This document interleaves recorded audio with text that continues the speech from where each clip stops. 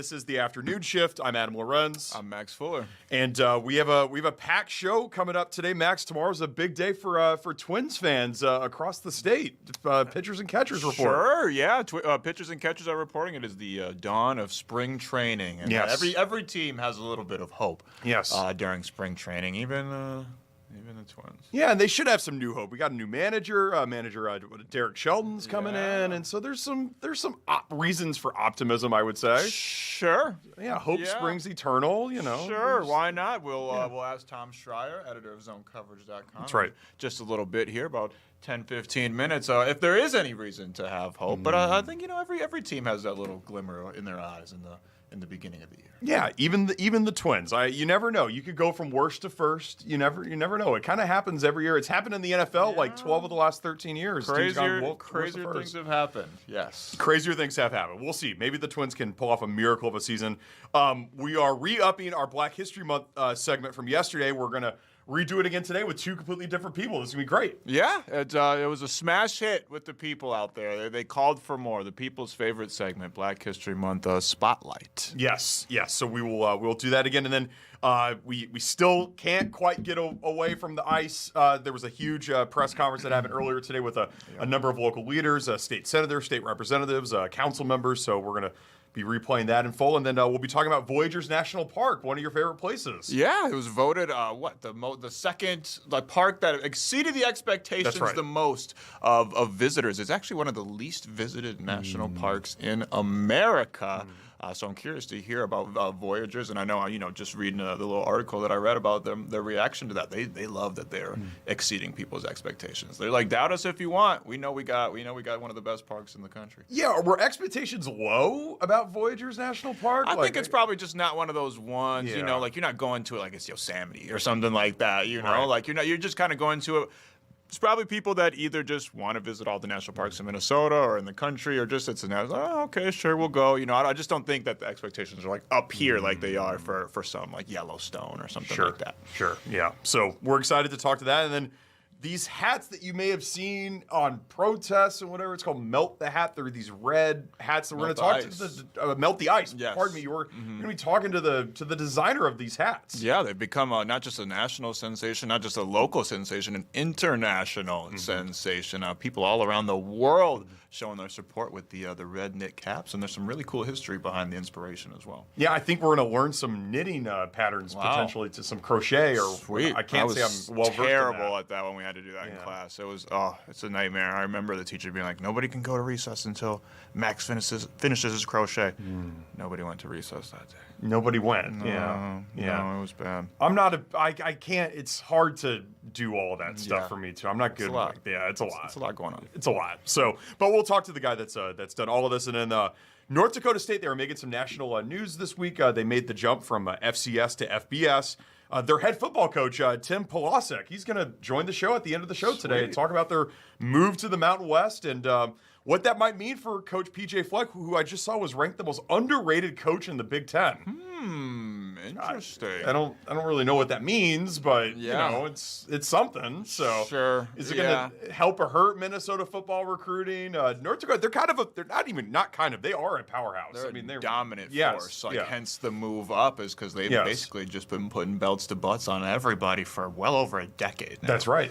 Carson Wentz, I think, went to North Dakota State. Absolutely. Not Jordan Love. He didn't go to North No, Dakota you're State. thinking of he played for the 49ers. Did he go to North Dakota State? Did he not? Oh gosh. What is his name? Somebody out there help us here. It's somebody who played for North Dakota. Oh, he now plays for the Cowboys. And he got Trey Lance. Trey Lance. There we go. Took a sec to get there, but NDSU, man.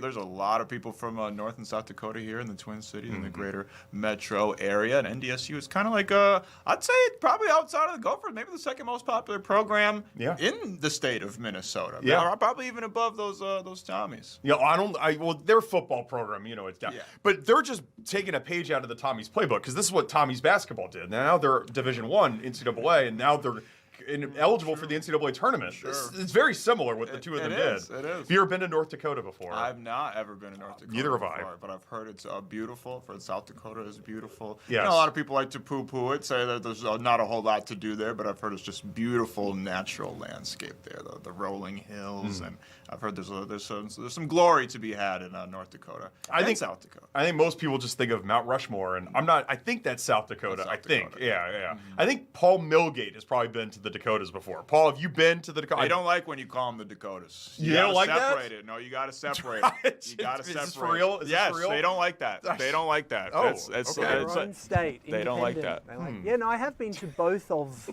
I've been to both North Dakota and South Dakota. Yeah. Okay.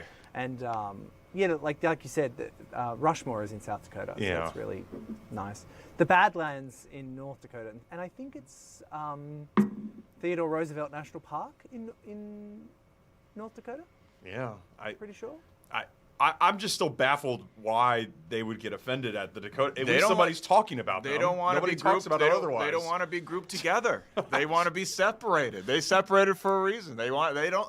Trust me, I say the Dakotas, tongue-in-cheekly, Yeah. derogatorily to them, but they don't like that. They don't like that. Them's fighting words over there. You call it the Dakotas, they're ready to put their dukes up. They're back in time still, so they put their dukes up like this over there. Okay. So they're ready to Yeah. put them up. One of those bits. If I don't make it to either North or South Dakota, I think I'll be I might be. I don't know. We'll see. All right. We'll see. Maybe I'll have a reason to go. All Maybe right. I'll go visit Coach Polasek in Fargo. Yeah. Fargo, beautiful not? Fargo. Yes.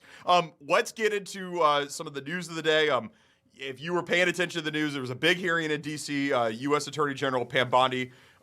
She was talking about ICE, and a Democratic representative of the great state of Tennessee, Steve Cohen, kind of grilled her on some questions, and she had some responses. It got a little fiery on Capitol Hill. Yeah, naturally so. Kind of a wide-ranging hearing there with all types of headlines coming out of that, and it kind of just all over the place. But yeah, it was very, very fiery. Yeah, let's listen to this exchange between Tennessee Democratic Representative Steve Cohen and U.S. Attorney General Pam Bondi. Fact is, ICE is running rampant, and you are not investigating them.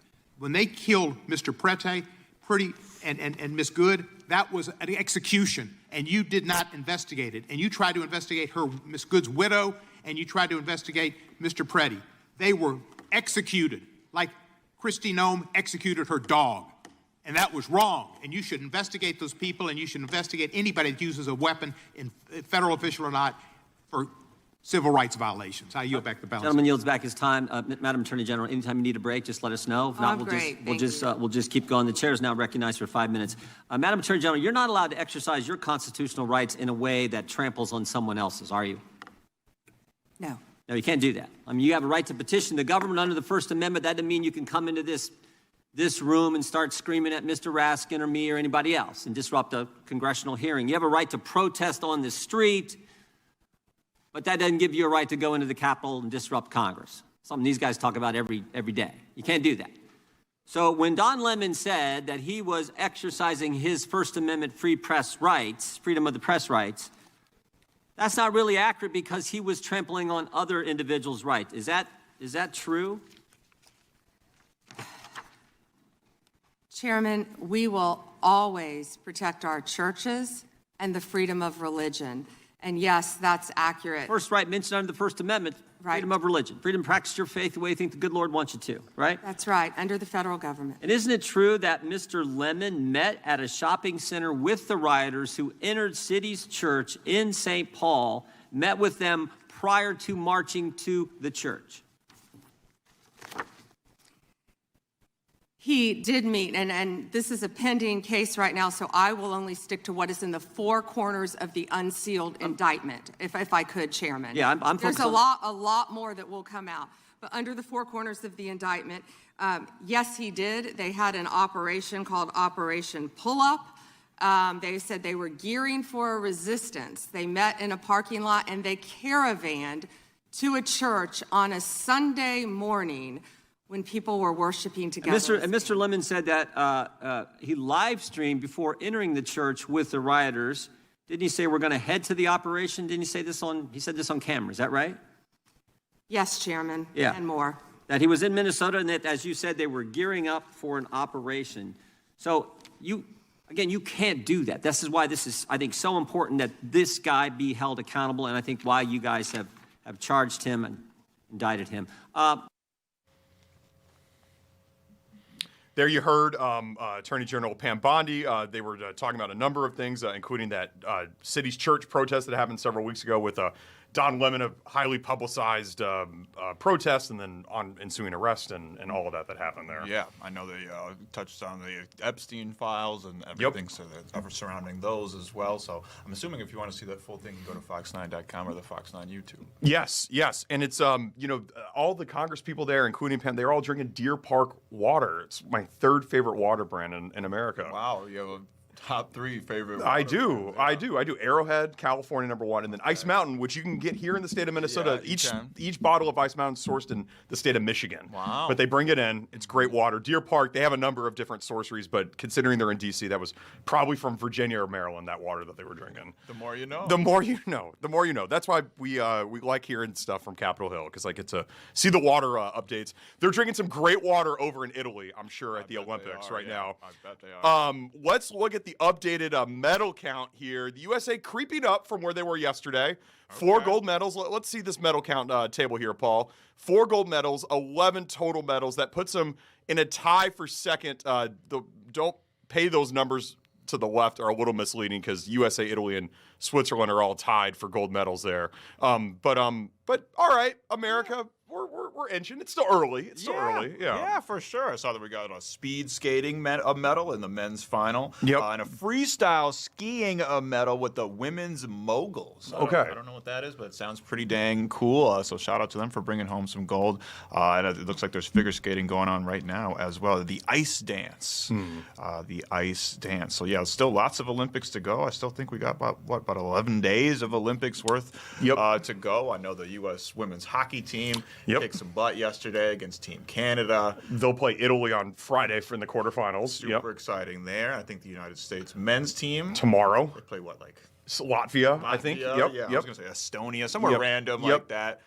So super exciting stuff. So we're just starting to get to the meat and bones of some of these Winter Olympic events. Yes. Shout out Jordan Stoltz. That was the speed skater that took it on, and it should be fun. Do you think Latvia and Estonia? Do you think they get very particular about their country because the Dakotas, or North and South Dakota? I should say. Over there it's even more. It's even more so. There's a lot of fought each other before. They have. So they have. It's probably even more so. You can't call Estonia Latvia. No. Estonia. You can't just call them the Stonius. No, you cannot. They wouldn't have liked that. No, they wouldn't have liked that. Yes, I've just heard both North and South Dakota are very windy places. I have heard that. Yeah, not a whole lot up there to block the wind. No. Not a lot of buildings and whatnot. No. Flat land. You know what I'm saying? Until you get to the hills and the Badlands, like Paul was talking about. But I'm just telling you, I don't care. I don't care about how you talk about the Dakotas. I'm just telling you better watch out. The big help you out. Big Dakota's gonna come and get me. I'm telling you better. The black van's gonna pull up. We got. You know what? Maybe this is a question for Coach Polasek here. If he gets offended at this, Ask him. I bet he says. I don't. Yeah. People in North Dakota and South Dakota do. I bet he says it. One of the first things I learned from you, it's never the T-Wolves. It's always the Timberwolves or the Wolves, but never the T-Wolves. Nobody says T-Wolves. Nobody says mini. Nobody refers to mini, yes. Yeah, nobody refers to Minnesota as mini. Yes. Yeah, nobody does that. But one thing I've always wondered, why are all the professional sports teams here? Why can't it be the Minneapolis Timber? Why does it always have to be the Minnesota? Why can't you be specific about the city? Because we don't want to leave anybody out. But it's the only state that does this. No other state does that. Like in every other state, it's the city name. Oh, yeah, I mean, it's true. Every other state. There's some. New York Giants. Oh, okay. New York Islanders. Fair, but that New York, it's the city of New York. Right. That is the name of the state. And the Giants play in New Jersey, actually, too. So, but yes, I don't know. Why? Would you be offended if it was the St. Paul Wild? I don't think anybody would. I don't care. Yeah, I don't care. I'm not the one that owns the damn team, so I don't know. You gotta ask the owners of the team. When you land at MSP Airport, the sign says "Welcome to Minnesota." It doesn't say "Welcome to the Twin Cities." It doesn't say "Welcome to Minneapolis" or St. Paul. It says "Welcome to Minnesota." Because there's so many people that are probably going to other places from here, going to other places outside of Minneapolis. No state has state pride quite like Minnesota does. Heck yeah. I will I will give Minnesota that. All right. Speaking of Minnesota pride and Minnesota sports, it's not the Minneapolis Twins. It's the Minnesota Twins. Unfortunately, yeah. It is the Minnesota Twins, who have won championships in their past. They have. They've actually won the most recent championship of any Minnesota before I was Big born. Four. Yes. Big Four team. It wasn't even a twinkle in my parents' eyes when that happened. Yeah. And maybe they're going to win the World Series this year. That could happen. And Tom Schreier is going to tell us why they're going to win the World Series. Yeah. And A$AP Rocky and Rihanna could get a divorce and then she marries me. Anything is possible in this world. And we'll ask Tom Schreier what we should be expecting from our Minnesota Twins ahead of spring training. Pitchers and catchers report tomorrow. We'll report back to you right after this commercial break.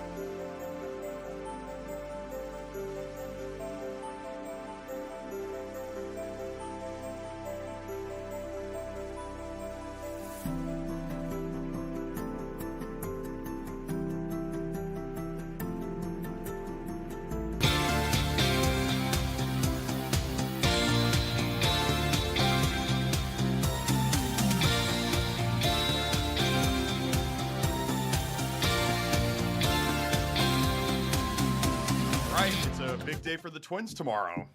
Yes, pitchers and catchers report to spring and training. It is the dawn of a new season. Like I said, even teams like the Minnesota Twins have hope at this point in the season. But not for long, or will they? That's what Tom Schreier of ZoneCoverage.com is here to answer, and many more questions. Tom, my first question for you, thank you for joining us today, my friend. But my first question is, did the Twins even do anything at all during the offseason? Even a little bit? Like, I didn't hear, the only time that I heard their name mentioned is when it was being bandied about in slanderous talk from myself and people like me. But otherwise, I didn't see anything from Jeff Passan, MLB.com, Bob Nightingale. I didn't see thing from the Minnesota Twins. Did they do anything at all since the last time we saw them on the field? Added a catcher, added Taylor Rogers, who is 35, was last with the Twins, I think, in like 2021. Was the closer then and will not. Well, he might close, actually. I just thought of that. But he probably should not close for the Twins. Some minor league signings. Yeah, it is a lot of nothing. It's a lot of banking on young players this year. Mm. Well, one person they added was a new manager, Derek Shelton. What can you tell us about Derek Shelton? Super, super interesting, just because in 2018 he worked for Mulder. They transitioned to Rocco Baldelli. He remains the bench coach for Baldelli, kind of helped transition over. He was in Pittsburgh. it's sad to say, a very similar situation in the sense that Pittsburgh has a really, really nice park, has a loyal fan base because they used to be really good, and don't have a lot of payroll and lose a lot. So Derek Shelton has been part of, I guess, that environment. I guess you could look at kind of Paul Skeens and some of the young players they have there and who thrived generally under him. It's also hard to judge because Pittsburgh's payroll is like, their situation is actually worse somehow. And so I guess he enters a similar situation, is familiar with the Twins, probably will manage a lot like Rocco Baldelli, actually, just a change given that Rocco had been there 8 years and I guess they were losing, although I would say that's probably related to payroll. Well, one Derek in, the other one out. No more Derek Falvey as president of baseball and business operations for the Twins. Have they said anything about when they're planning on replacing him? No, so in that role? It'll be Jeremy Zoll will be the GM. I mean, Derek Falvey was kind of the head of business ops and essentially the GM. They called him, I think, team president, is this big elaborate title. Tom Pohlad, who takes over, he's kind of the latest Pohlad to take over, kind of business savvy, will take over kind of the business side of that. Jeremy Zoll, who worked in the minor leagues previously, really familiar with the prospects, will be kind of a traditional GM. At some point, they will probably replace the business side. I don't know if, I think Joe Pohlad liked the idea of having kind of someone who works in the business and GM role so that you can kind of translate, like, this is what we need, I guess, for the talent on the field to, hey, these are the restrictions we have with the budget and payroll. But I would assume that when they replace that business side, it actually will be a separate position. It'll be someone essentially replacing Tom Pohlad, and then he'll work with Jeremy Zoll. And that is more kind of typical how baseball organizations work. Tom, I know one move that the Twins are going to have to make, and their the GM that you were just saying there is to who's going to play at shortstop. I know Carlos Correa was a big piece. He went away last year, went back to Houston. So what are you looking at for shortstop this season? I think it's worth pointing out. So they traded Correa in essentially a salary dump. They got like a 26-year-old guy in high A, which would be very low minors, essentially because you have to trade a player, I think, in order to pull this off. Carlos Correa has a $7.5 million cap hit. That's like the third highest hit on the Twins or whatever. You know what I mean? Like he's essentially the third highest paid player, but they're paying him to go play over in Houston. And, he goes back to somewhere he's familiar. He also may have transitioned to third base anyway. So you're looking at Brooks Lee, a young player who should be a good hitter. He was at Cal Poly, played for his dad, who's a long-time coach there. He actually has like a barn in his backyard where the players for Cal Poly play. So he's training all offseason. He's like a baseball nut. For some reason, has not hit in the majors, and that's as a guy who was supposed to be really polished coming up, who was seen as a steal when they got him.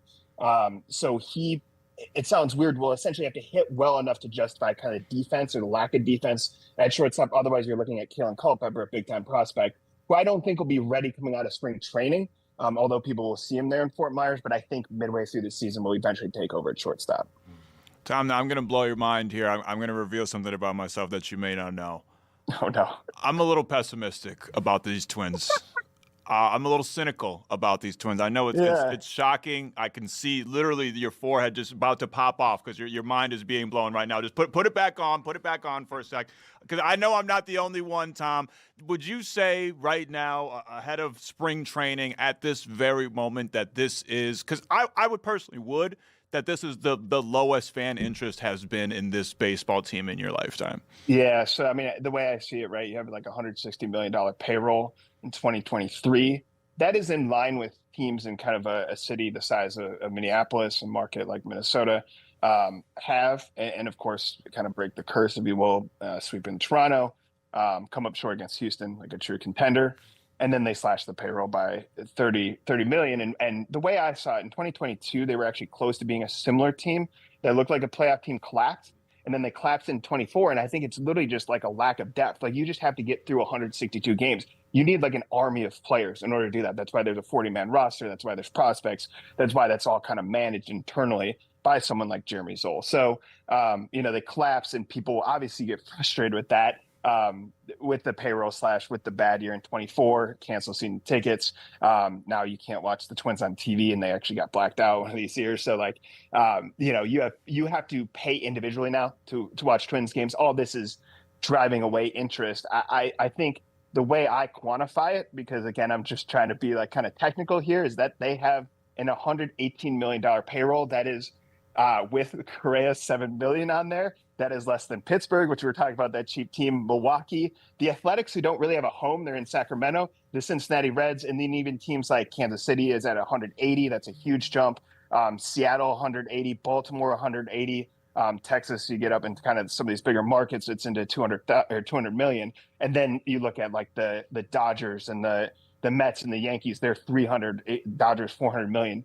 So even at like 160 or 200 million, you're at a disadvantage. It's just more typical, I'd say, of a team Minnesota's size. I think that's why there's so much focus on payroll. In terms of the odds, plus 10,000 to win the World Series. That's in line with the Pirates, the Athletics, the Rays, the Marlins are significantly worse. There's a big drop off from there. But teams like the Guardians, Diamondbacks, Reds, Royals, Brewers, all significantly better odds to win the World Series.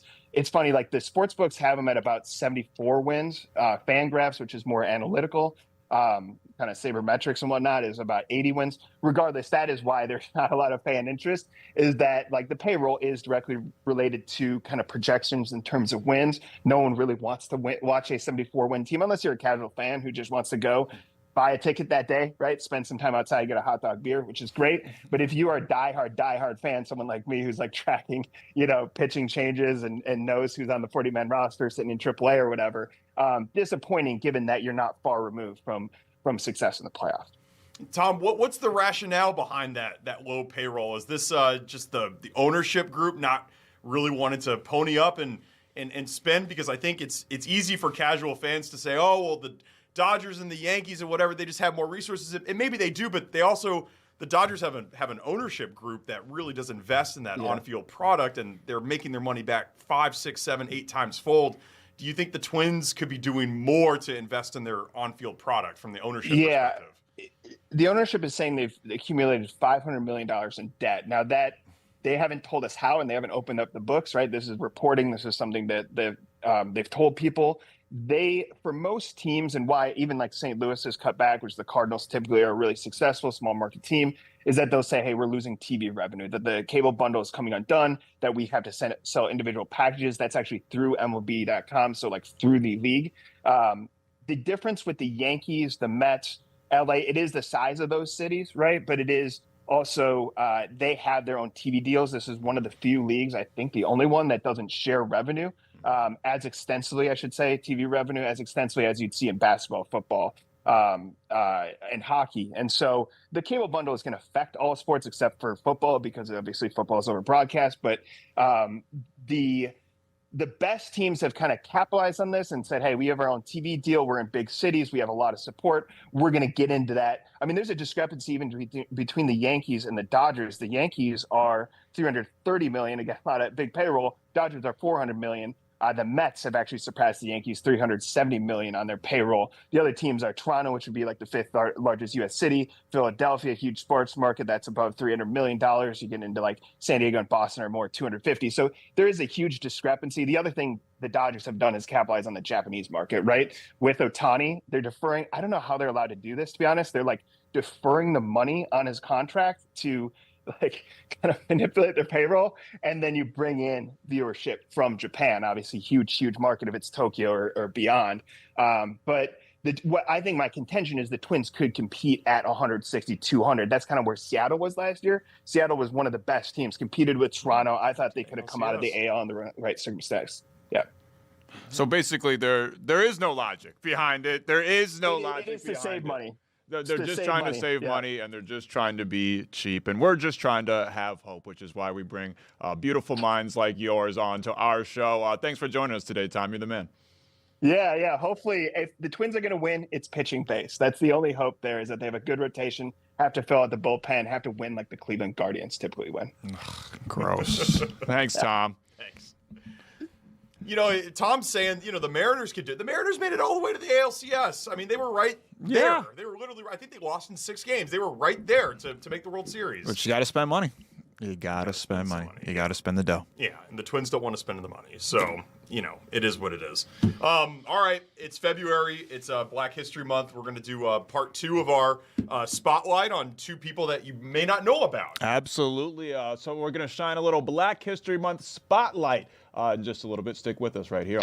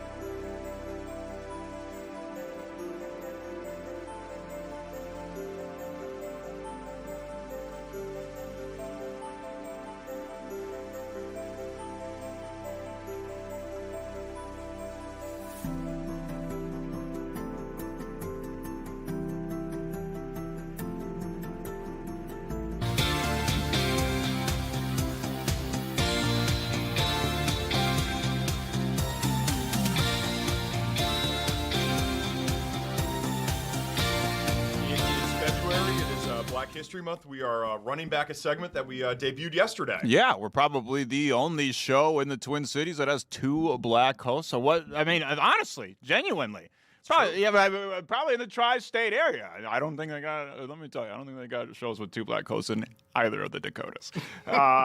So we figured why not, bring some spotlight to lesser known, possibly Black history figures. Figures in Black history, I should say. We talked about before. I feel like there's lots of gaps in the American education system when it comes to Black history, and even more so now. It's one of those things that's getting defunded at a rapid and alarming rate. So we figured why not shine a light on some people throughout history that we think you should know. Absolutely. I'll kick it off again, Sure. like yesterday. My profile is on Dr. Marchetta Evans, the president of St. Catherine University, a very small all-women school in St. Paul. There are men that do graduate school programs there, but very small all-women undergraduate, affectionately known as St. Kate's.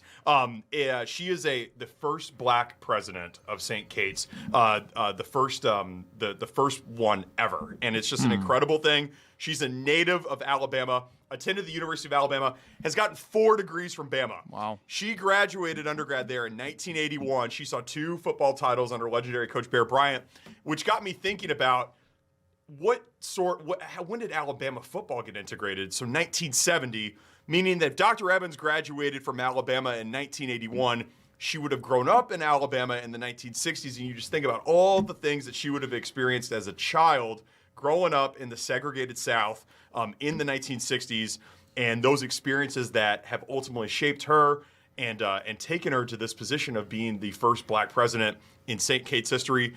She's authored numerous articles on the importance of diversity, multiculturalism, women's issues. Obviously, St. Kate's being an all-women's college. women's issues and femininity is something that's very important for the people there and important for her and her mission.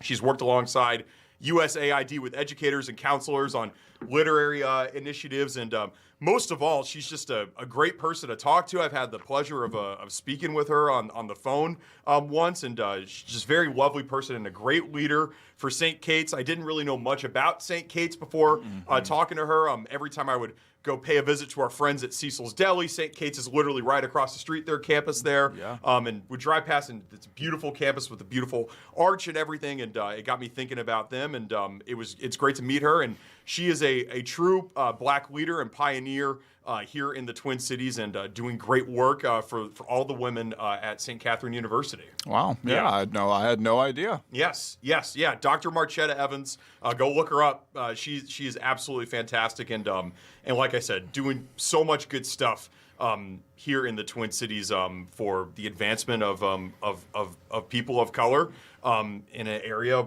especially in higher education, where there's not a whole lot of people of color in leadership positions at any universities across the country. She's leading the charge at St. Catherine's. For sure. Yeah. Love the local angle. Yep. I kind of went more macro Yes. with mine. I chose James Baldwin, of one of the Talked about him before, Yes, absolutely. He's one of the preeminent writers of the 20th century, a civil rights icon. You literally cannot tell the story of American history without mentioning the name James Baldwin. And in honor of James Baldwin, I usually like to kind of just speak from the heart, but I did write a little bit down in honor of one of the foremost writers and intellectuals in Black history and really in world history. James Baldwin, he was a Black gay man born in the 1920s. So it took fortitude to simply exist as James Baldwin, let alone to be as outspoken as he was, challenging perceived notions of masculinity, dismantling foolish and antiquated stereotypes in regards to race, and finding a common class consciousness that intertwined us all while somehow understanding the essence of what makes us human more than almost anyone who's ever lived. I mean, seriously, you read a James Baldwin book. He actually has a great quote about this. I have it here.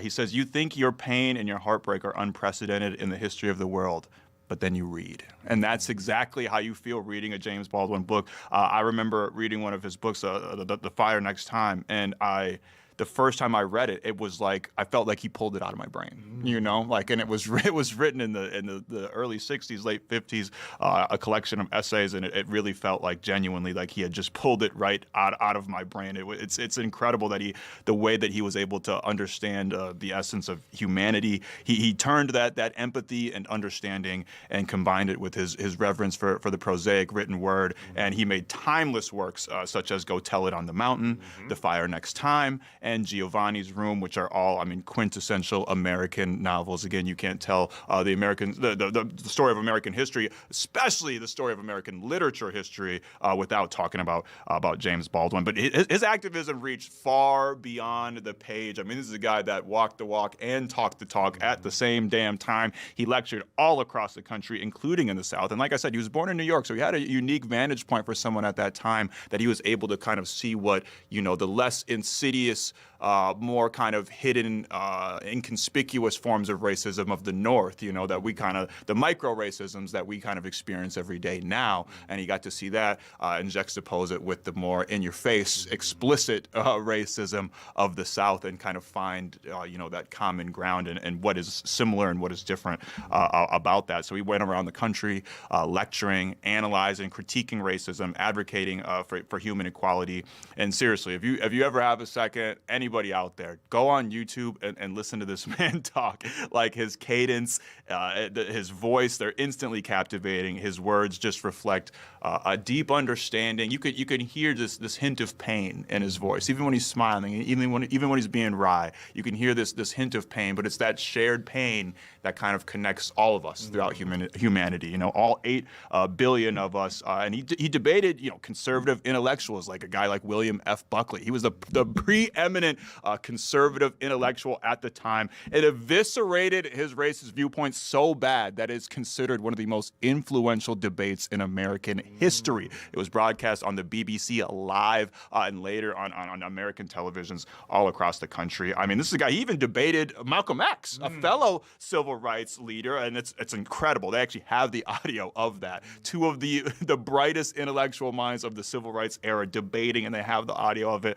That is one of the beauties. There's a lot of wickedness about the internet and YouTube and whatnot, but that is one of the beauties, is finding a gem like that. He found his kind of ideology somewhere in between Malcolm X's and Martin Luther King's. But he wasn't just like, there's a lot of people that we read about in history, or especially a lot of people now that like to write, the academics that like to write, but they like to write from above. They like to write in their little ivory tower or their little ebony tower. But he lived life amongst the people. He lived in Harlem. He lived in Paris for a long time. He befriended damn near anybody of note at the time: Sidney Poitier, Harry Belafonte, Nina Simone, Angela Davis. He was even rumored to be secret lovers with Marlon Brando. Wow. They were very good friends. Obviously there's more details that come to light after both of their passings, but that's not anything confirmed. Yes. But just to show, he was a larger than life personality. He wasn't a guy that just existed on the page. He was in real life. He walked the streets with the people. He lived amongst the people, from academics to artists, everything in between. He found kinship in all walks of life, and I think this contributed to his kind of, it's almost like an omnipotent understanding of the essence of humanity. Unfortunately, he died of stomach cancer in 1987 in France, but he leaves behind an enduring legacy of liberation. He took on the monstrosity of racism. He looked it dead in his eyes, and you know what? He picked up his weapon of choice, which was his words. That's all he needed, was his words, and he reduced racism to rubble. And this is by no means a comprehensive biography of James Baldwin. If you get a chance, I'd encourage everybody out there, read his works, listen to his speeches, hell, watch the Oscar-nominated documentary, I Am Not Your Negro, about his life. Just find some James Baldwin wisdom wherever you can, because we may never have another like James Baldwin, and he bared all of his mind for us to mine. And I believe if we continue to explore that beautiful brain, we can all come closer to understanding one another.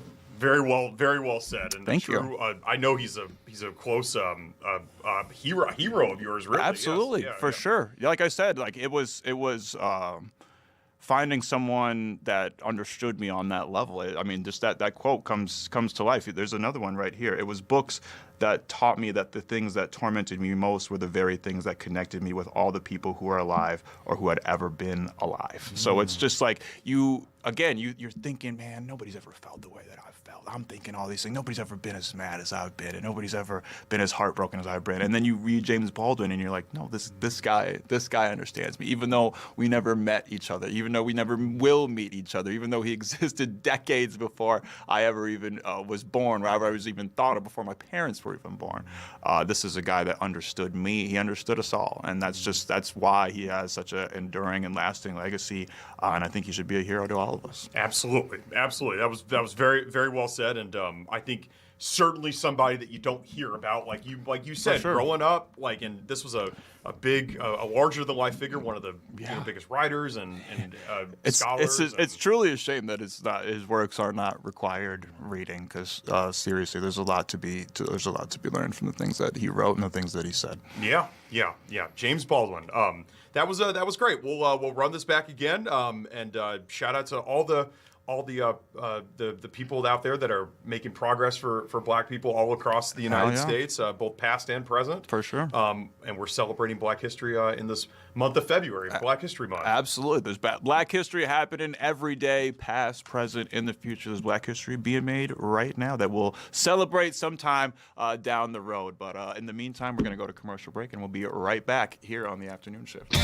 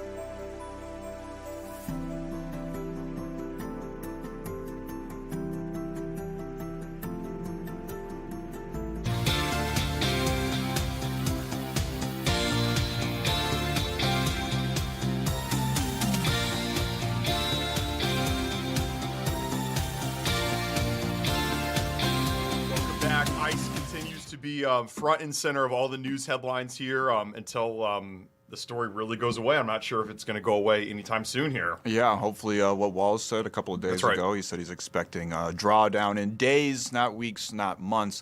But in the meantime, we still remain with their continued and prolonged presence here in the Twin Cities. Yep, and a number of local leaders, state senators, representatives, Minneapolis City Council members held a press conference on ICE earlier today. Let's take a listen as to what they had to say. This is the next installment of the Metro ICE Out report. This is a regular report that is done by local elected officials from across city, county, state, government to give updates to our constituents on what's happening on the ground and give updates and resources as we're under this ICE occupation and invasion. We all are collectively standing together to say ICE out of Minnesota immediately and ICE out now. We know that we are still under Operation Metro Surge and our community members are impacted. We're going to continue to do these reports until we no longer have a need for them, but we know that many people in the public are wanting to hear from us. There's several things moving through state government, city government, and county, and you'll hear from representatives from all of those jurisdictions today. I'm super excited to kick off today with Senator Doran Clark. Thank you, Council Member, and thank you for folks tuning in so we can give you an ongoing update on what is happening here in Minnesota and Minneapolis, St. Paul, the whole area. Tom Homan's announcement to draw down federal officials, I'm still hoping and anticipating that he will keep his promise. And it's really in response to Minnesotans standing up and saying ICE out of Minnesota. The drawdown needs to still be in progress, and it's not enough. ICE continues to disrupt and terrorize our communities, and immigrants and people of color are still being targeted. Our communities are not safe. We know that neighbors and children are still missing and unaccounted for, and they're enduring unsanitary, dangerous conditions in detention facilities. Any drawdown needs to be accompanied by returning those people home. And we know that ICE is still active. Just yesterday in Austin, Minnesota, 2 people were taken, a father and an adult son, and they leave behind an 11-year-old boy and his mom. On Sunday, a person was taken by gunpoint from Central and 30th in Northeast Minneapolis from Los Hermanos. And on Sunday as well at 2 p.m., someone was nearly hit head on when ICE decided to go the wrong way down Johnson Avenue. And just this morning, I watched a video from someone in St. Paul being loaded on a stretcher into an ambulance after their car was, it appears that they were T-boned by another ICE vehicle. ICE is putting children and families in danger and driving kids to do things that they shouldn't have to do. On Saturday, a 10-year-old in Fridley went on a 4-mile walk to find a safe space for his family. His father had been taken by ICE 15 days before, and he went looking for a friend's house in New Brighton, 4 miles from his house. An alert went out from local police saying, if you see Walter, please let us know. Walter was found 5 hours later when he arrived at a friend's house that he was going to try to find a safe place for his family. On Monday, a 70-year-old neighbor of mine shared that he came to the United States more than 50 years ago, and he is a legal, full American citizen here. And his family says he cannot go out into the city. He cannot go into Minnesota because they are scared for his safety. They're scared because of the color of his skin and the accent that he has. He's in the food industry. He needs the day-to-day sales to keep being able to pay his bills. And yet his family says it's safer for him to stay at home. ICE is not making Minnesota safer. ICE is not making Minnesota a better place economically.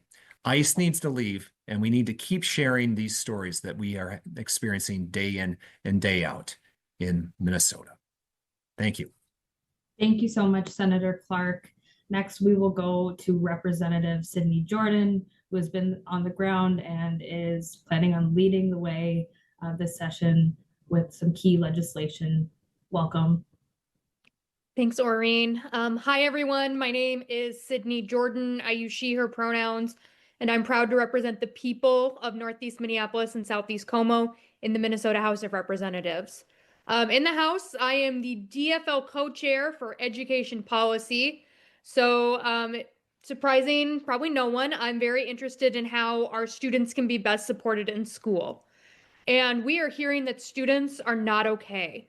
One of the number one things that we were trying to address coming out of the pandemic, the two things we were trying to address were learning loss from missing school and mental health. We'd been working very hard as a state to help our students recover from that, but ICE's presence in Minnesota has backtracked on gains we've made for both students attending school and for their mental health. We know that students are reporting that their mental health has taken a plummet. They are scared for themselves. They're scared for family members. They're scared for their friends. They're scared for their teachers. They're scared for what this means about the future. And that is having an impact on their learning. We're also just seeing students who, like some of those neighbors that Senator Clark mentioned, just do not feel safe leaving their homes and are unable to go to school and have that in-classroom experience that we know is so critical to learning. Many school districts across the state have stood up online learning, but we know that that is not the same as having a teacher and all of your wraparound supports with you at school. So that's why yesterday I pre-filed a bill to ban ICE from schools in Minnesota. We know that all of these ancillary things come directly from ICE, and that is the main problem, is that ICE are coming into schools, and the fear of ICE harassing students and their educators, as we saw at Roosevelt High School, is impeding learning, which is what our students need to be the best adults they can be. It's at the legislature, we have a lot of arguments about letting kids be kids, but I think being afraid of federal troops harassing them, maybe even kidnapping them or a family member as they go to school, is just not something that is compatible with learning. And that's why we're introducing this bill, along with a host of other bills that were covered on a previous briefing, to make sure that we are protecting Minnesotans from ICE. Ultimately, though, we know that what will keep Minnesotans most safe and help our schools and students thrive is ICE leaving Minnesota. Thank you so much, Representative Jordan, for that update. We're going to be looking forward to seeing the action that the state legislature takes, especially as session is not that far away. Next, I am excited to go to one of my colleagues on the Minneapolis City Council who has been on the ground each and every day of this ICE occupation, Councilmember Jason Chavez. Thank you, Councilmember Chowdhury. Hi, everyone. This is Jason Chavez, Ward 9 City Council member. I'll quickly recap the actions that we took at the last council cycle. We put in $1 million into rental assistance. We're still awaiting the signature of Mayor Fry to make sure that we can get this money out the door to support our neighbors. And then since the beginning of Operation Metro Surge in December, we have now allocated $1 million into legal assistance for our immigrant neighbors who are being impacted severely by immigration and ICE and the inhumane family separations that we continue to see in Minneapolis. So these are services meant to support our neighbors who are deeply struggling and being impacted. You all know that we have also called for an eviction moratorium along with many other cities across the state. Unfortunately, Governor Walz just recently said that he's not going to be calling for an eviction moratorium. So our hope is that since there's not going to be action from that the state legislature puts a ton of funding into rental assistance, or else we're going to see more of our neighbors being impacted from displacement. We also have been talking to many of the small businesses across the city. We know that our BIPOC and immigrant-owned businesses particularly are seeing a big impact to their revenue. Many of them are going to shut down without intervention from all levels of government. So my colleagues and myself, so members of the City Council, are introducing a small business program, and we're bringing it to a vote on Tuesday, so February 17th. And we're asking to start this $5 million program to support the recovery of our small businesses impacted by Operation Metro Surge. We know that this is something that was really important that we hope passes to make sure that we can support our small businesses. And we're also going to be coupling it with a resolution asking for the county, state, and federal government to also support with the new program and to support our businesses, because we know that it's going to take all of us to truly recover. It's going to take many years to truly recover. We know that the recovery of our businesses and our communities is going to take all of us. So we're hoping to bring that forward at the next cycle as well. And then we're also going to be asking Congress to take action. We know that Congress is looking at Minneapolis and to see what Minneapolis is going to be asking for. We're going to be asking for the repeal of the Lake and Riley Act, which has been used to kidnap our neighbors here in Minneapolis and across the state. We're going to be asking for Congress to sign on to the Abolish ICE Act, which we know is really important to keep families together. And we're going to be asking them to not support any more funding for immigration enforcement, Border Patrol, you name it, to make sure that we actually do not use our dollars to separate more families. And what I'll say is that, yes, ICE is still in our community in Minneapolis and across the state. This week alone and this weekend, we have seen neighbors kidnapped on Lake Street, in Powderhorn, in Central, you name it. We have seen it across our city. Dorn was talking about, Senator Clark and Representative Jordan were talking about Northeast as well. We have seen this across our city. We are not asking folks to be confident yet and to still take precaution because it's really important to continue to make a plan. We cannot let our neighbors continue to struggle. We are still asking our neighbors to support people with rent, food, groceries, rides to work and back. And we're not going to be resting until this operation ends. And we're not going to give up until ICE is out of Minnesota. So we're going to continue pushing. Thank you so much, Councilmember Chavez. Next, we're going to go to Hennepin County Commissioner Angela Conley. Thank you so much, Councilmember Chowdhury. Angela Conley, Hennepin County Commissioner for most of the South Side, including Fort Snelling. I have 3 updates today. The first one is that last week I took county administration to a meeting with the leaders and small business owners at Mercado Central.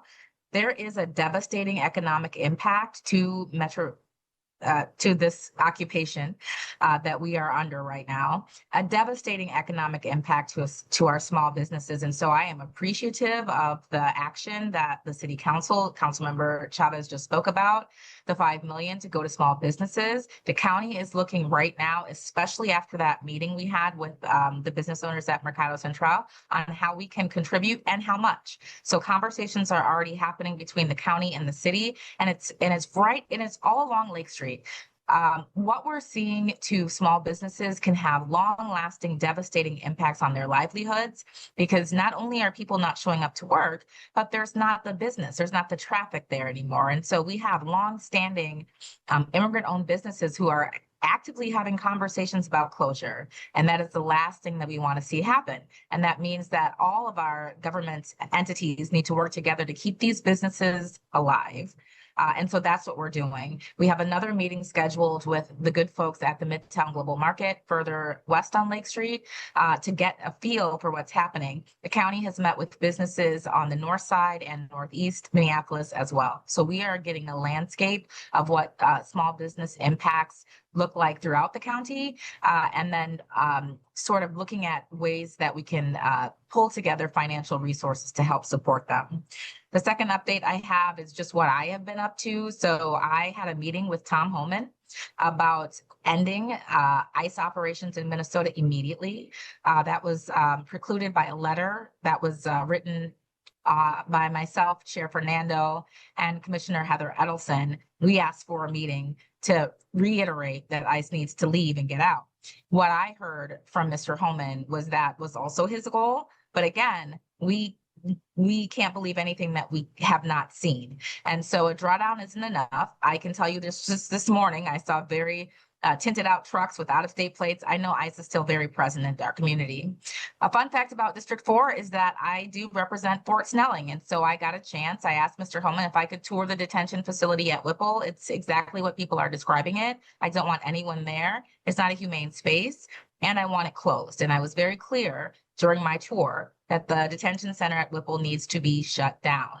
What I am fearful of is that there are flights going to Texas that are increasing in frequency because of the pushback about the detention space at Whipple. So I need to see it closed, but I also need people to get back home who have been shipped to Texas with no way to get back to Minneapolis. And then finally, I will say I'm thankful to the city of Minneapolis for putting in dollars for rental assistance. That $1 million will be administered by the county. We do it well, and we will continue to provide rental assistance. Rent Help Hennepin, the link will be in the description. And so I want anyone who is watching this to share that there are rental resources available for anyone at risk of eviction. Thank you. Thank you so much, Commissioner Conley, and thank you to all the officials that joined on today. I just want to uplift the fact that in this moment, in this ICE occupation and invasion, there is a segment, a large portion of our community that is living a completely different life in the shadows. People are afraid to go to work. They're sheltering in place. Some of them have been sheltering in place for months. They have many bills that they need to pay, and they have not been able to pay, including rent.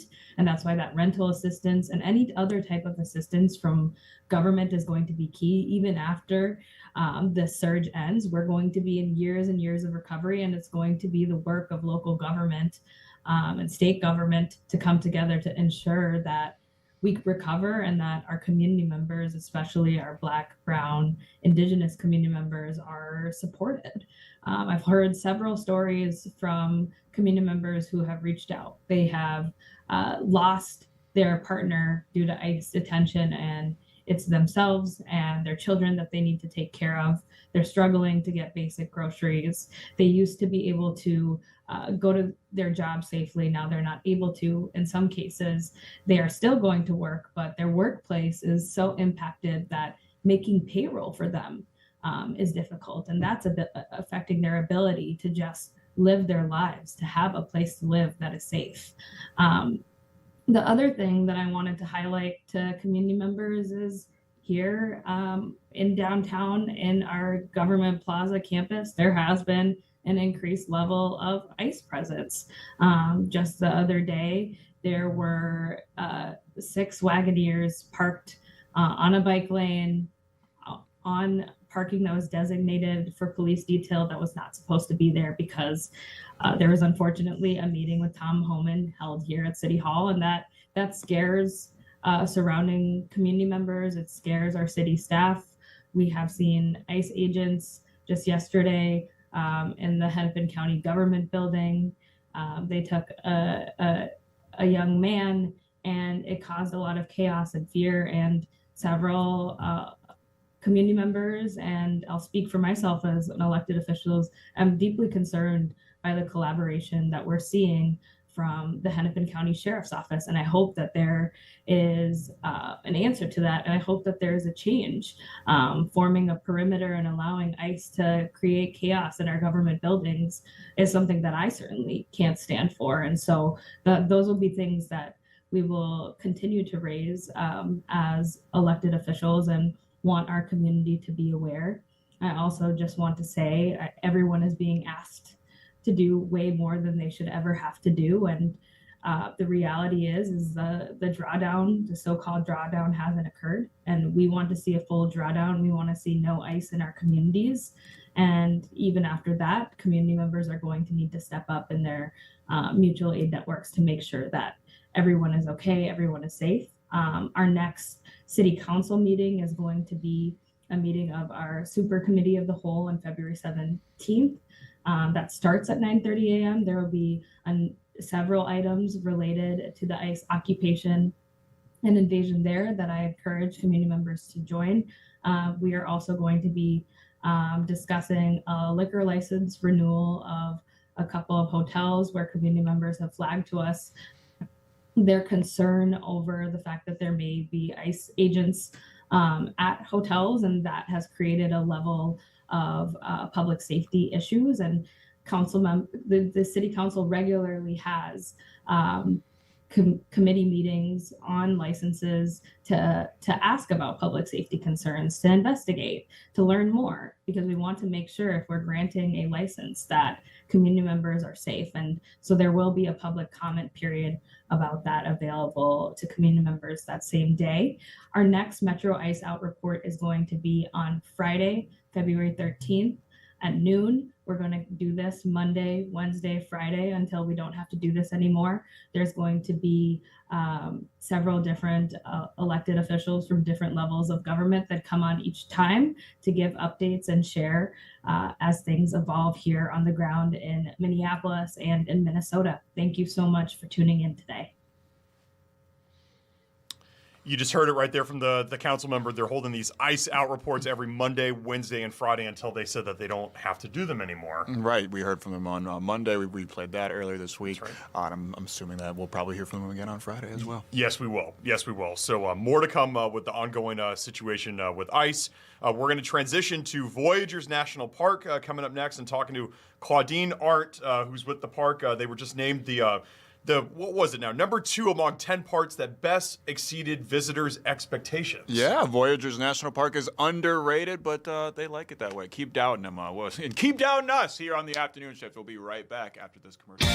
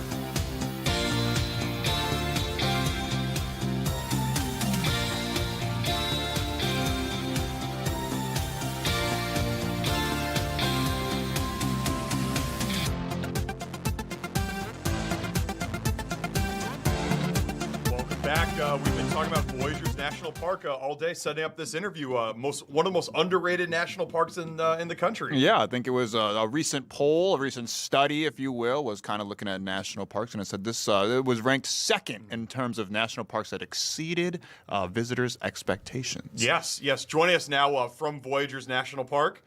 Oh, we're having some technical issues. We had Claudine Arndt on the line, but we got some technical issues, so we're going to get to her here in a second. But I'm excited to hear more about Voyageurs National Park. I've never been. I can't really say I've ever really been. I've been to the Great Smoky Mountains National Park. I think it's the only national park I've been to. So yeah. Yeah, I know Paul Milgate is a huge national park fanatic. But yeah, it's gorgeous. It is. It's the greatest American invention. Yes. Just ask them. Right. But it is a gorgeous place. I haven't had a chance to visit. I've just seen the pictures. But all national parks they have some type of beauty to them. For yes, sure. Absolutely. And we're excited to have Voyageurs. I think the only national park located in the state of Minnesota. I think about that so. one. I think so. Is that? Yeah, I don't know how close it is necessarily to here, but it's within the state.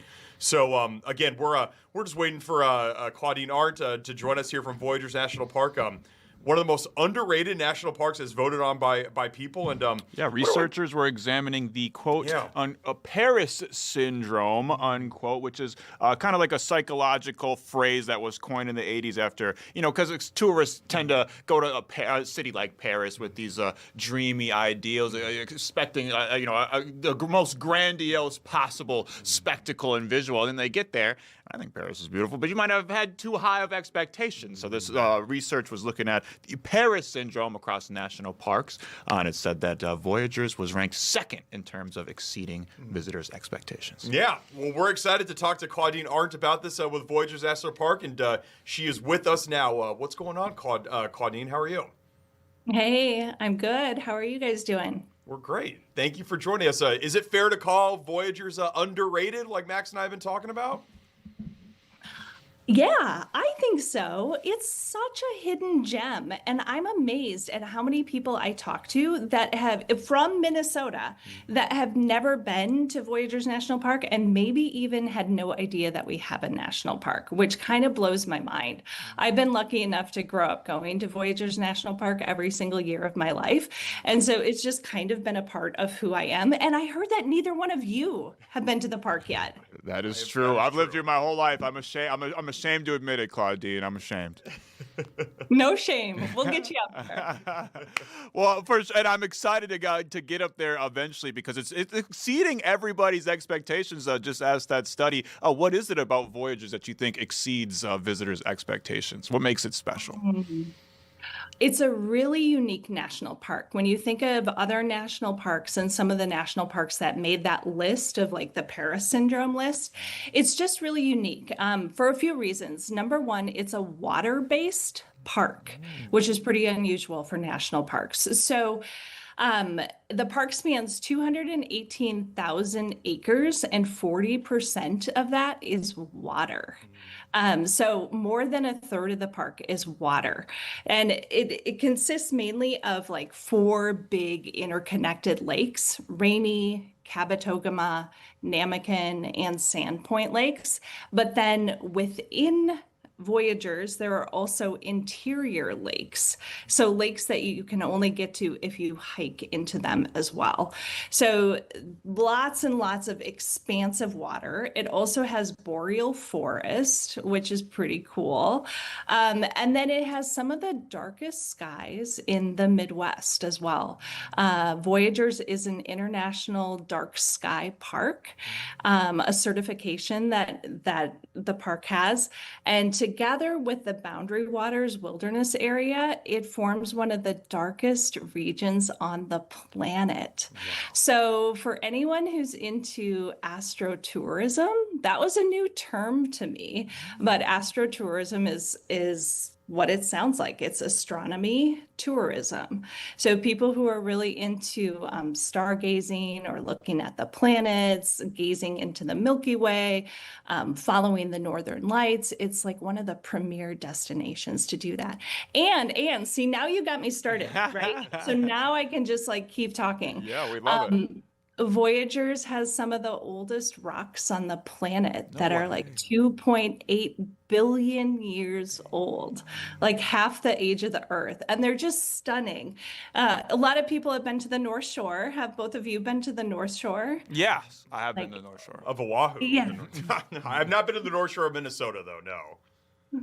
So like the North Shore has, and I'm not a scientist, so I couldn't actually get into detail with you about this, but the North Shore has like beautiful rocks as well. But in Voyagers, it's just a totally different landscape. And it might sound a little silly to say that like the rocks are really beautiful, but they're just stunning. Like you have some really sheer cliffs, and yeah, you can sort of see like where the ice moved through. That's awesome. That's awesome. And your passion for Voyagers is burning through the screen here. It's great. You talked about astrotourism. This is a big week for you all in regards to that realm. It's Stargazing Week. It's running now through Sunday. What goes into Stargazing Week? Yeah, Boreal Stargazing Week. So this year is the 4th annual Boreal Stargazing Week, and it's essentially a chance to celebrate like the night skies. So there are a whole bunch of different events. Some have already passed, but we still have plenty that are coming up. I work for Voyageurs Conservancy, which is the nonprofit partner to Voyageurs National Park. And so people could just go to our website, voyageurs.org/stargazing week, and they could see the full schedule. But events across the state have been in Voyageurs National Park, Ely, Duluth, all the way down to some events in the metro as well, like at the Bell Museum. So like tomorrow in Duluth, there's an event at the Duluth Planetarium that's about painting the night skies. So just looking at all the different colors in the night skies and why we have them. I'm actually heading up to the park. I'm currently in the metro, but I'm heading up to Voyageurs National Park tomorrow so that I can go to the Let's Go to Jupiter event on Friday, where we'll learn from Astro Bob about Jupiter. And then on Saturday, there's a cross-country skiing and love stories event in like Voyageurs, but hiking back into a trailhead to look at the stars from back there. So, and then the Bell Museum has an event coming up this weekend that's called like a love letter to Earth. So just looking at how perfect Earth is for us to live here. Yeah. A whole bunch of cool stuff. Yeah. Just celebrating the night skies. Yeah, those pictures look surreal, Claudine. Like I absolutely, if you weren't selling me on Voyageurs enough, which you definitely were, seeing those pictures, I mean, my goodness, I feel like I was in space just looking at those pictures. I can't imagine what it looks like to the naked eye. Outside of Stargazing Week, what other winter activities are there to do in Voyageurs? I'm so happy you asked. Yeah, a lot of people think of a water-based park as like just that, right? That once the lakes freeze over, that there's nothing to do up there, but actually its personality just totally shifts and it becomes a really amazing landscape to explore, its own unique landscape to explore because the water freezes. So in the winter, the National Park Service actually creates ice roads on the big waters, right? The frozen lakes. So there's like 26 miles of ice roads that you can drive on, which really freaks some people out when I'm talking to people from other states. But you can drive on the ice roads and explore and like go ice fishing, or if you're a snowmobiler, there are over 100 miles of trails that you can explore and snowmobile. There are cross-country skiing trails, snowshoeing opportunities. There's even a sledding hill. So just a lot of winter fun. And like going back to the stargazing, there's something about how clear the skies get during the winter time that just makes it exceptional for looking at the Milky Way. And yeah, awesome. Be lost in awe in the cosmos. I love it. Claudine, you said you're calling us from the metro today. You're going to Voyageurs tomorrow. How far is it to get there from the metro? There's probably a lot of people in the metro area that haven't been. And what's the route like to get there? Yeah, it's a really easy drive, although depending on how fast you drive, like for me, I'm kind of slow. So it takes me about 5 hours from the metro. But if you drive like my brother, you can get up there in like 4 hours. Also, I think it's worth noting that there's an airport in International Falls, like a really underutilized airport with a direct flight up there. And then you're very, very close to Voyageurs National Park. So it does take a little intention to get up there, but I mean, that's what we want, right? When we go to a national park, we want to get away from the hustle and bustle. We want to get away from the crowds and and have like a true escape. And I think that's one of the reasons Voyageurs landed on that list of number 2 parks that exceeded expectations, is because you get up there and you're just, it's so peaceful. There's no crowds, there's no noise. Awesome. Well, have fun stargazing, Claudine. We appreciate you joining us today. We got to stargaze because you're a star. You're shining right now. Where can people learn more about Voyageurs before you go? Yeah, I really hope that people tune into our organization, Voyageurs Conservancy. We have so many events coming up, including a couple of trip planning webinars in March and April that if you haven't been to Voyageurs, those will be really helpful for you to kind of know how to begin planning your trip. But yeah, voyageursconservancy.org. We have an e-newsletter. We have social media channels that are really active. So yeah, thanks, guys. Thank you, Claudine. Claudine Arndt with Voyageurs National Park. Thank you. That was great. And I got to get to Voyager sometime soon. Yeah, absolutely. Those pictures looked stunning. I mean, did. just jaw-dropping, man. I can only imagine what it looks like in person. You ever been stargazing before? Yeah, absolutely. I'm planning on doing that real soon when I visit the desert here real soon. Yeah, I heard it's some prime stargazing. I like that astrotourism. I like that. That's a new word. Yeah, That's a new word. Yeah. I like that.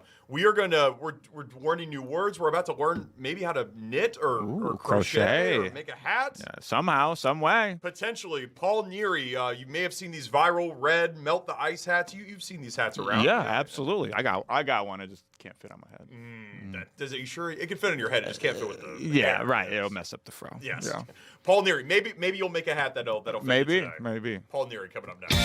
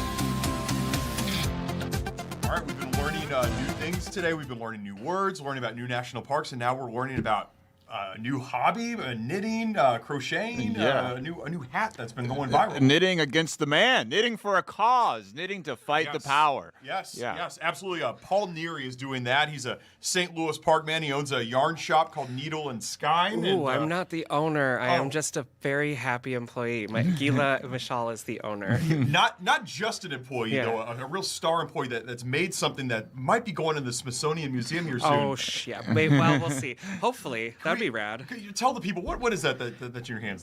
So at Needle and Skein, we have a a Wednesday night group, and we have all been really distraught about what's going on. And so myself and the owner had kind of one of those like silent Minnesota conversations of like, we need to do something. Yeah. And so we were like, I knew about these red hats because in the 1940s, they were used as a way for the Norwegian population to give visual resistance against the Nazi occupation. With what's happening here currently, it felt apropos, just in the moment. And so I wanted to bring back this as like a little history lesson for our group of like 10 humans that come on Wednesdays. And we posted it on Instagram and it went bananas.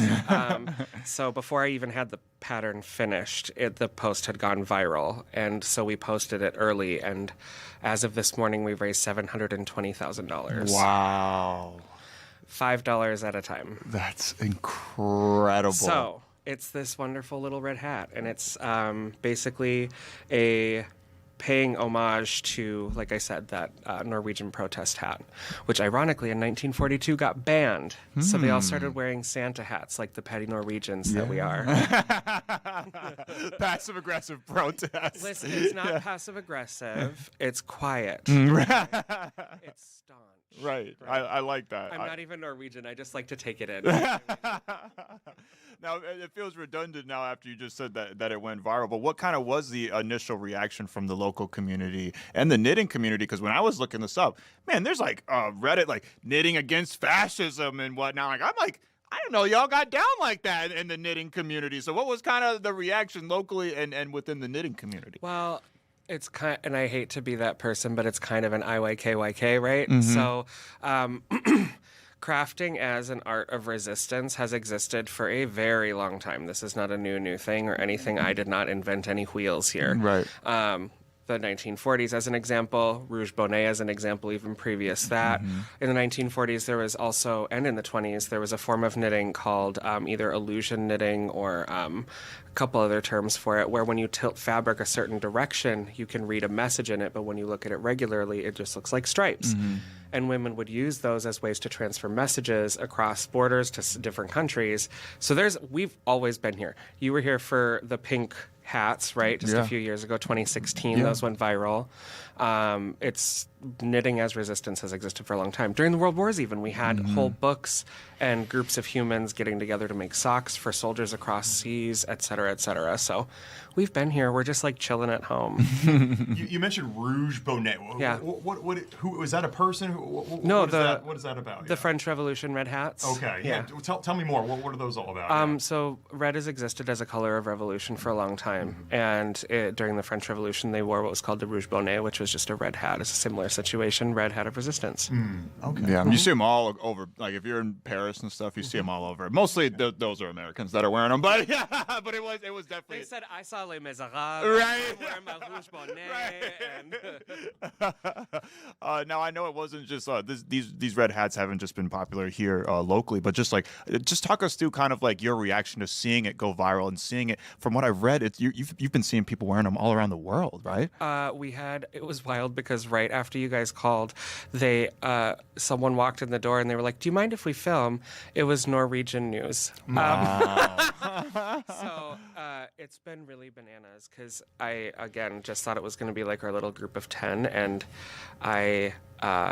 it's like super humbling, but also at the same time, like, as much as I'd love to sit here and be celebratory, the fact that we have to do this in any way, shape, or form is really upsetting. And I mean, again, as much as I'd love to celebrate, I woke up yesterday morning to whistles because there were 14 cars in my street and 20 men in my front yard. Yeah. So it's just like, but it's, again, back to those, like, I think the world is really seeing Minnesota values at their true heart and soul because it's like we are very staunch in our beliefs. Yeah. We do not back down. We are not lazy in any way, shape, or form. And we're just quietly strong and always have been. So it's a dichotomy of emotions, we'll say. Yeah. You said each one of these hats costs $5. The hats are not $5. The pattern to make the hat. The pattern to make. Okay, all right. So how much do the hats run you for then? Oh, sure. So we're not selling the hats. We are just selling the pattern to make them, and the pattern is $5. And yarns can run anywhere from what you got in your stash to if you can find some at a store. That's incredible. I don't know any stores that have red right now in the entire country, and I'm not joking. Wow. So people are making these on their own, essentially. Oh. Wow. How long does it take to make one? Just even if, say, someone never, knitted or anything before. So that's exactly it. That's I've never knitted question. Yeah. So it's not about how fast it is. Knitting is a slow craft. It's about enjoying the process as well as the product. I've been knitting for 32 years and teaching for 20. I can knit very quickly. But this one, while I was designing it, still took me about 5-6 hours. But, just depends on how quick you are and how much time you have and what it is for you to do that task. And but we had a lady call today from California who has been creating the hats and then selling them for donation to like her neighbors and friends. She's raised $1,500 by knitting 20 of the hats in less than 2 weeks. Wow. And then donated that directly to our fund that we have going out to STEP and the Immigrant Rapid Response Fund and the Minnesota Health for Youth Situation organization that we just donated to the other day. So it's, weird. I was going to ask, can you talk more about some of those organizations that you all have been donating funds to? Yes. So there's to date we have donated, I think it's $125,000 to STEP once, and then again I think the second time was also $125,000. So I believe $250 total to STEP.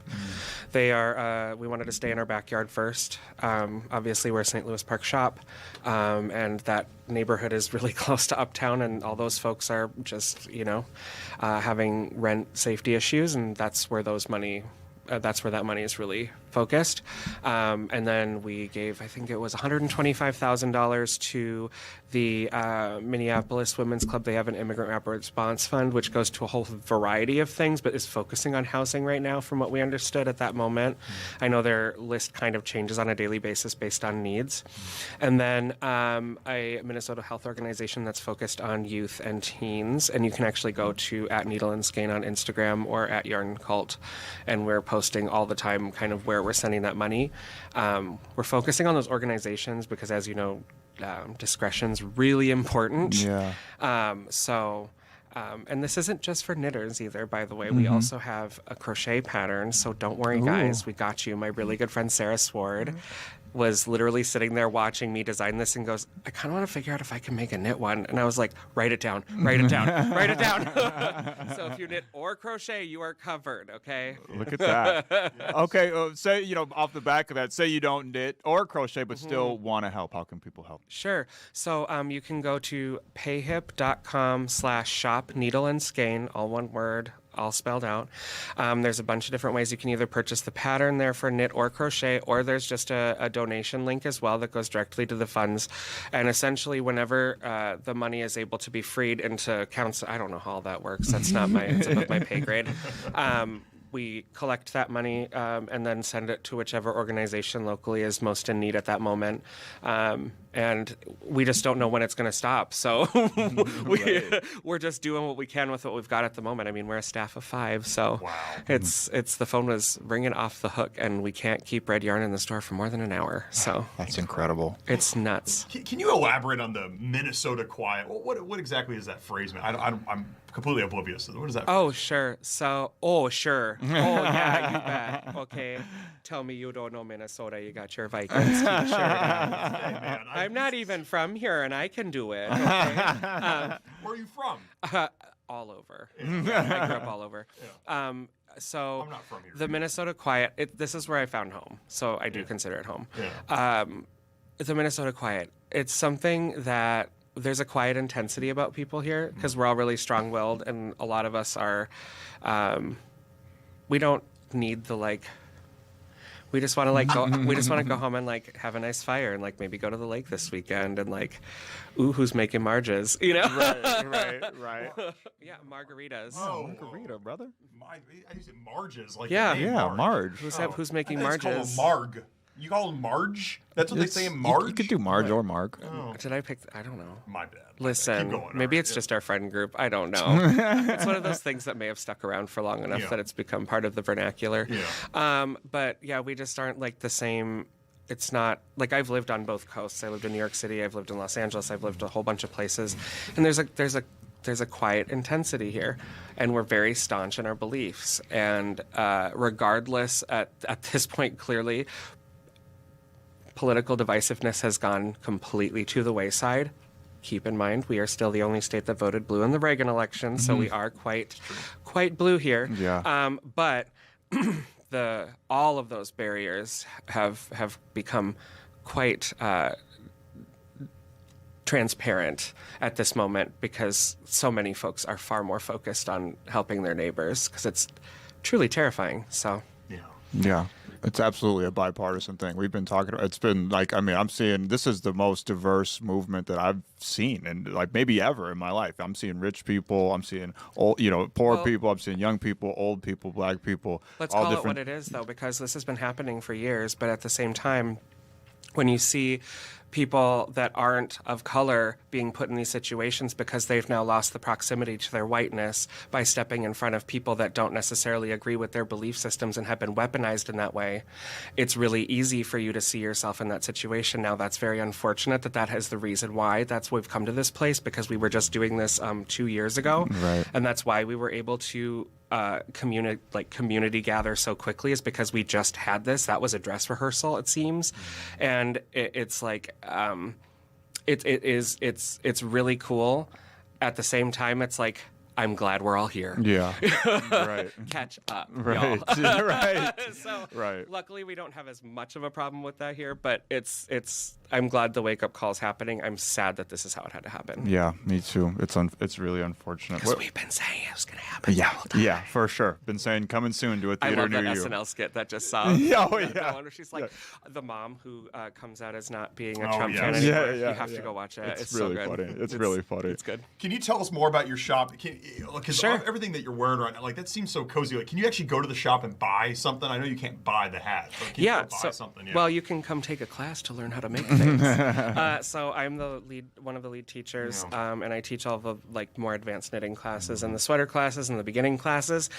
So we offer classes, beginning knitting, second Saturday of every month at 9 a.m., 10 a.m. Drop in, and then I also have on Tuesday nights coming soon again. We had to take a little break because the store's bananas. Yeah. I have what's called the After Hours Sweater Club, where we make all of the viral internet sweaters. Oh. So anything you're seeing on the Tickety Talk or the Instagram, we do that. And then we had a huge knit along for this hat the first Wednesday as advertised, and we had to actually have 2 other businesses give us their space, and we filled that too. So I don't know that we'll be doing that again, because that was a lot of human bodies in our teeny tiny shop. But we've loved having everyone come by and just, because we have got all kinds of good stuff, even when we don't got red yarn.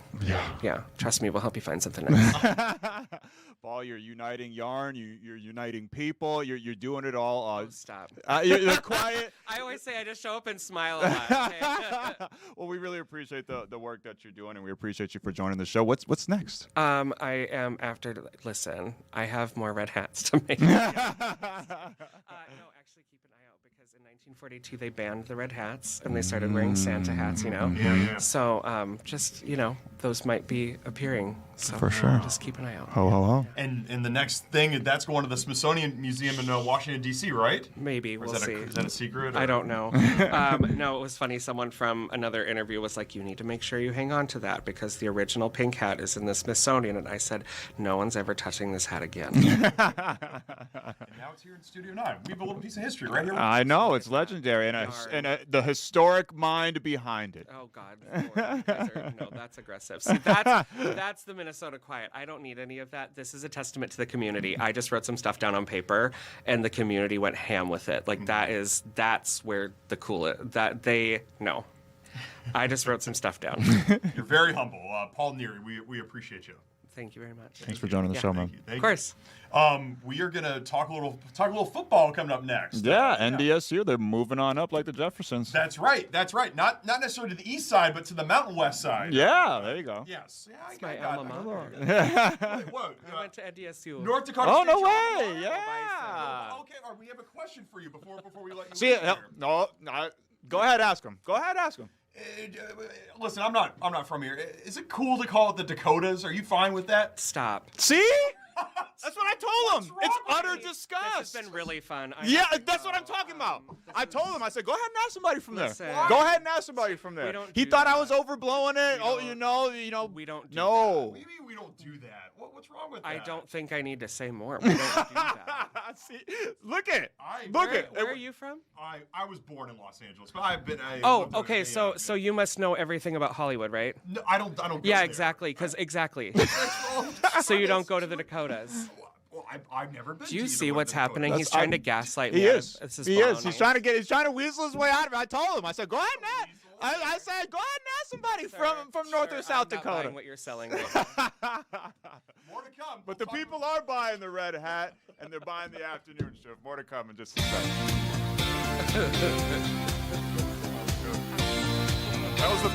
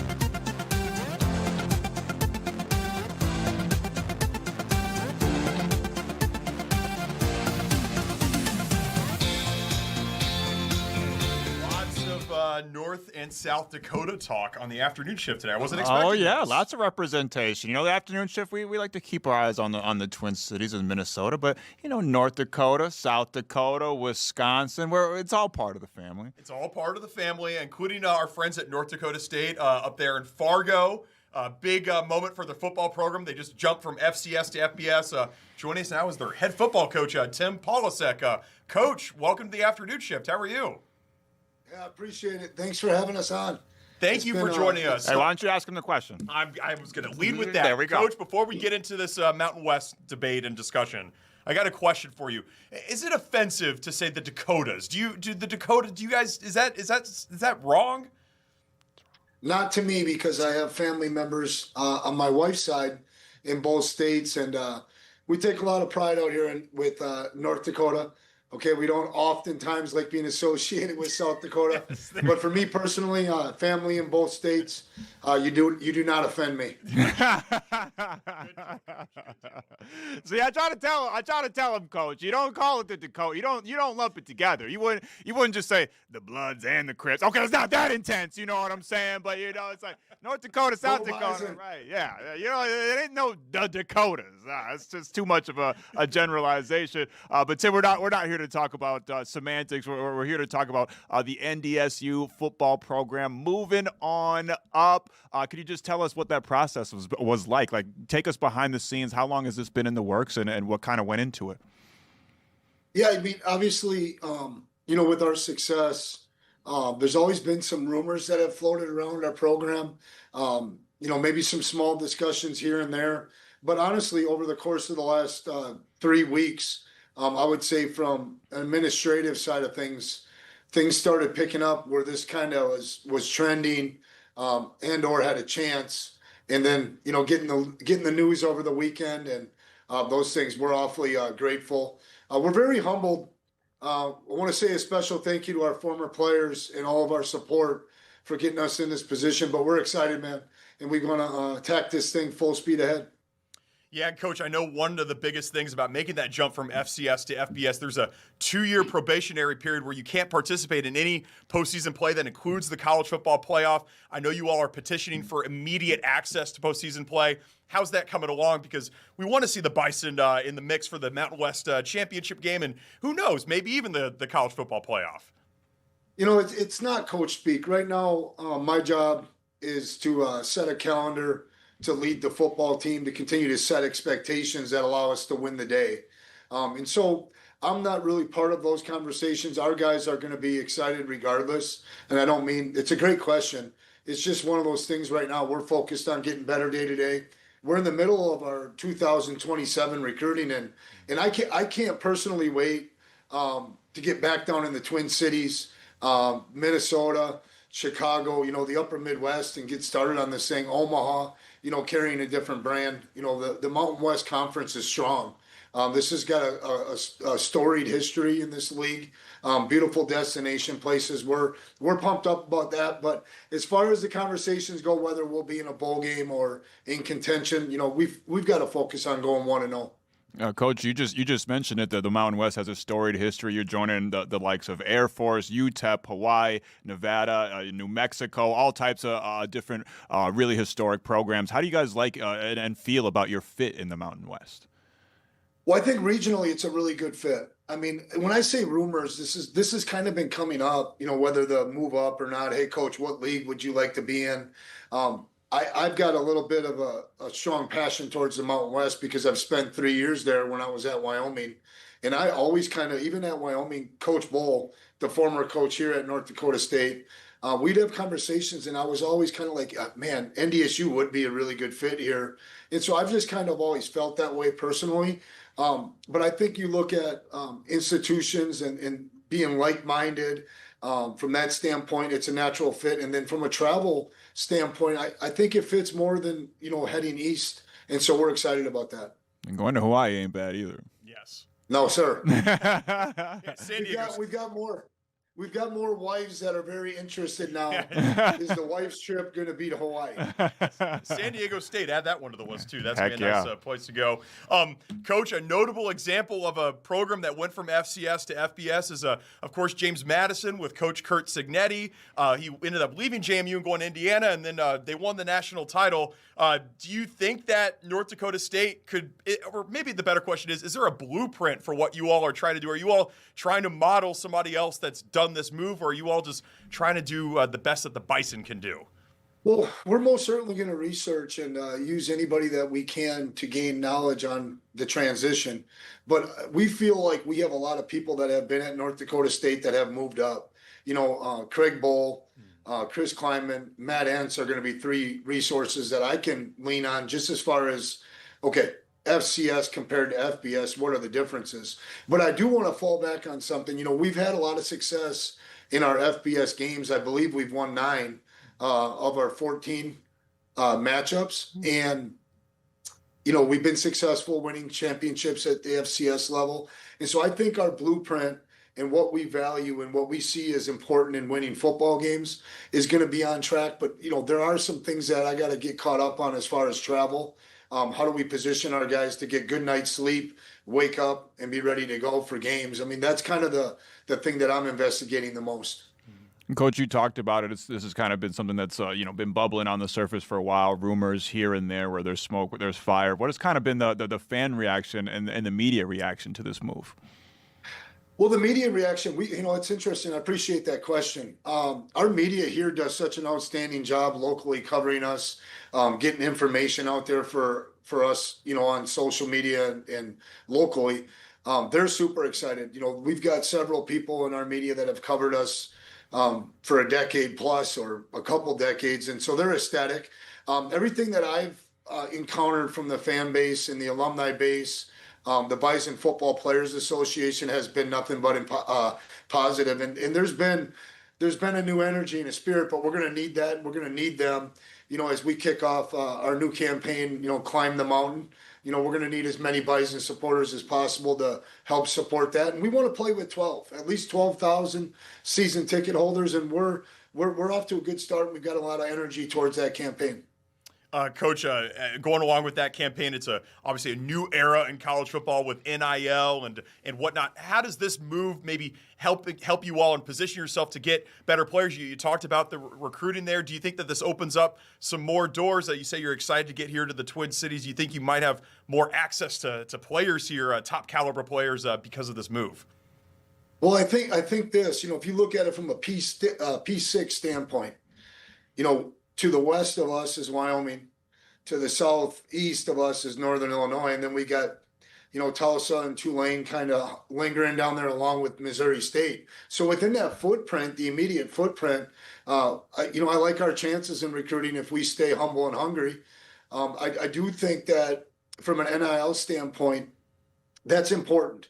Okay, but with the 8 or 9 players that I've sat with in the 5 or 6 portal cycles that we've had, I can tell you this: we've never had a kid leave here disgruntled. Never had a kid leave here that was complaining or whining about what they didn't have. It was the combination of a couple of things. And sometimes what would come up was a little bit of the competition level thing. And so I think if we can continue to recruit from the bottom up, meaning high school kids, 87% of our team is North Dakota State recruited out of high school. And that's how we want to remain. We want to be a program that builds it from the developmental piece from the bottom up. And so I do think that moving up gives us another piece of information for our players and their agents as far as staying and being a Bison forever. I know you're coach. You're focused on the Mountain West, the UNLVs, the Wyomings of the world, but this was the Twin Cities where it's on the top. It's always bubbling on our minds. When are we going to see the Bison versus the Gophers? Well, we have a saying, bring on the competition. Coach Fleck, I respect him. He's invited us down to camp. Really, I have a great appreciation for the Big Ten, but I think that would be one heck of a thing for the state of North Dakota and the state of Minnesota to maybe generate some sort of, ball game that occurs every 2 or 3 years, and we're open to that. We're not opposed to playing anybody, but that would be pretty special. Yeah. Could you guys get in Coach Fleck's ear? Yeah, I got you. I'll send him a text right now.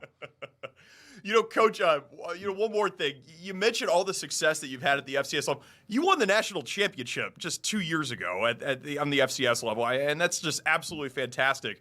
Do you think that taking this step and maybe not tasting that immediate success is going to maybe hurt a little bit, or are you ready to kind of move on and go on to bigger and better things?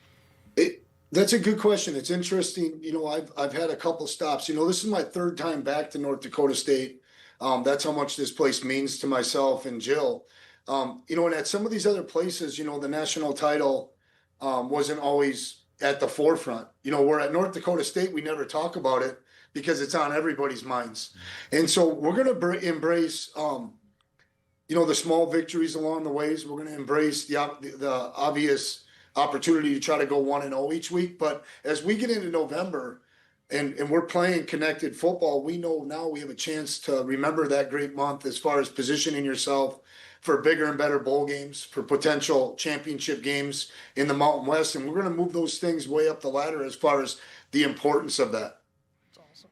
Coach, keep chasing those titles, keep climbing that mountain, and go Bison. Thanks for joining the show today. Thank you, guys. You got it right. Go Bison. Thanks. Thank you, Coach. That's great. I'm rooting for North Dakota State next year. This is awesome. Yeah, absolutely. I hope they win that petition and they can get to postseason play next year. I don't want to see them sit out. No, yeah, I want to see them in a bowl game. I want to see them, maybe at the Pop-Tart, maybe in the CFP. You never know. You can't dream too big if you're North Dakota. That's right. And they have they have the caliber of players that could do it. We've seen it. We name guys: Trey Lance, Carson Wentz. I mean, there's legitimate players that are coming out of there. So I don't see why not. So that was great by Coach, and thank you for him to say yes and doing all that with us. We appreciate it. That was a lot of fun. That was a lot of fun. It's been a fun show. We've learned about the Dakotas. We've learned about knitting. We've learned about Voyageurs National Park. We've learned about James Baldwin. So lots of different knowledge today on Wednesday, February 11th. Hey, the show's got range. The show has definitely got range. It's definitely got range. Paul Milgate, I'm going to bring you here into the conversation. Who do we see there at the desk, and maybe what's coming up here on the Fox 9 News at 5 o'clock? I can see Kelsey Carlson and Simone Woolridge already at the desk, ready to bring you the news at 4:58. 30 approximately is when we jump off air, just approximate. I brought up the medal tally for you guys to have a look at one more time. I believe since we've been on the air, the US have taken home another silver medal. Okay. Ooh. Okay. So there we go. All right. All right, we're at 12 total overall medals. So I think that looks like it puts us in second place. Hey, we're number 1 with silver medals. Hey. We're number, and Voyageurs is number 2 as well. So there's nothing wrong with being number 2. There's nothing wrong with being number 2. No? We'll take that. We'll take that. I was joking with Paul the other day. We were talking about which medal count we should have on the screen, and I said gold medal count if we're in the top 5. But then, United States, if we ain't in the gold medal count, then we go to the overall medal count. See, if we don't care about the overall medal count if we got all the gold, like in the Summer Olympics, but we're just okay in the Winter Olympics right now. But still a lot of time to cover the ground. It's not even halftime of the Olympics yet, so it's still early, and we're getting there, and we're excited for the men's hockey. That begins tomorrow. The women's hockey quarterfinal against the host nation of Italy. I know that. I mean, they really should be blowing them out, but Italy's going to have a nice home contingent there on home ice, so that'll be a little bit of a challenging match there. So I'm excited for the hockey to really kick in and gear up. And next week, we're really going to have all these like big time quarterfinal, semifinal matches where everybody's going to be talking about it. It's gonna be a lot of fun, and we're trying to get Jesse Pierce, brilliant, one of the most brilliant and foremost hockey minds in the hockey state of Minnesota, to break down both the women's game, the men's game. Lots of Minnesota Wild representation all across the multiple countries in the Olympics, and tons of Frost representation. Our two-time Walter Cup champion Minnesota Frost representation on that women's hockey team as well. The only champions of the PWHL, correct? Yes. I don't think any other team The has won, only champions of the PWHL. And again, no other team has won Olympic or World Championship gold outside of the United States and Canada when it comes to women's hockey. It's just dominant. It's a 2-team race. And we, speaking of races, we just saw Canada get boat raced yesterday by our ladies here from the USA. 5-0, 5-1. I think it was 5-1. I think it was 5-1. They've had a total of 2 goals scored against them all throughout these preliminary matchups. So the United States walking into the real deal. Pretty damn confident. That's right. Maybe the USA could get a sweep between the women and the men. That would be amazing. We will be back here for Thursday, February 12th, and we're excited to bring you another